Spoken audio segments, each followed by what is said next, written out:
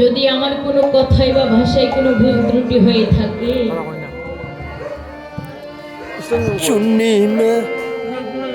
তাহলে আমাকে নিজের সন্তানদের ক্ষমা দৃষ্টিতে দেখবেন।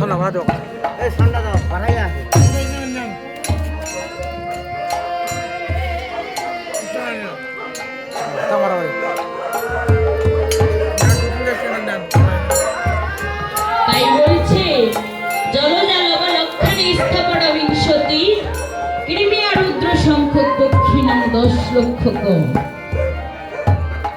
300 লক্ষানি পশু মানুষ চতুর্দশ লক্ষানি মানব। তাই আমরা কতগুলি জনম পেয়েছি মাগো,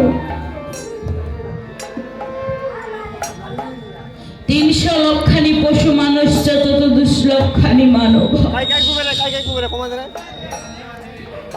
এই জগতের বুকে এসে 84 লক্ষ বার আমরা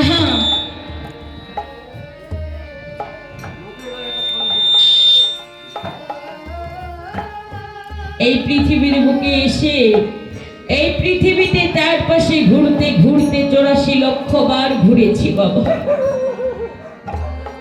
তারপরে আমরা এই সুন্দর একটা মানব দেহ পেয়েছি। 84 লক্ষ বার আমাদের এই জগতের বুকে ভ্রমণ করতে হয়েছে, তারপরেই না আমরা এই সুন্দর একটা মানব দেহ পেয়েছি মাগো।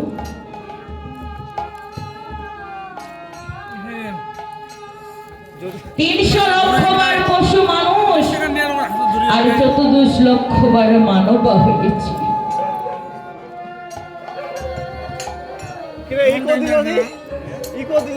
30 লক্ষ বার জলের প্রাণী হয়েছে, কীট পতঙ্গ হয়েছে। তারপরে শেষ জন্ম হচ্ছে আমাদের শঙ্খ জন্ম।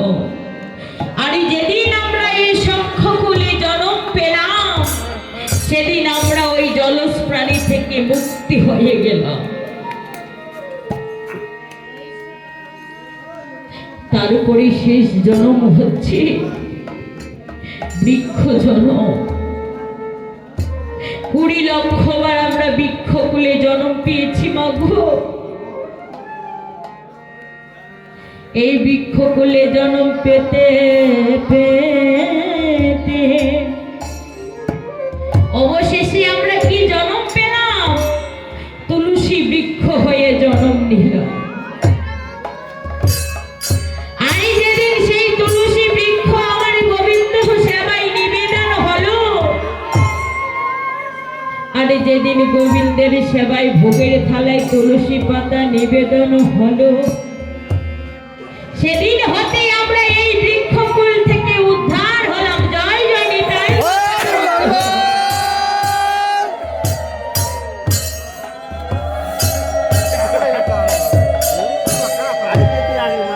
তারপর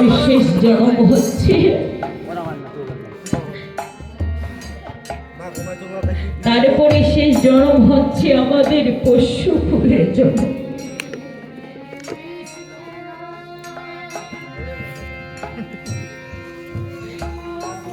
আর যেদিন আমরা এই পশুকুলে জন্ম পেলাম, প্রভুকে ডেকে ডেকে বলিলাম, হে গোবিন্দ,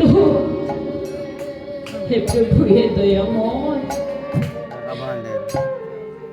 এমন কুলে আমাদের তুমি জন্মে দিও না। আর যে কুলে তোমার নাম করা যায় না, তোমায় সেবা দেওয়া যায় না,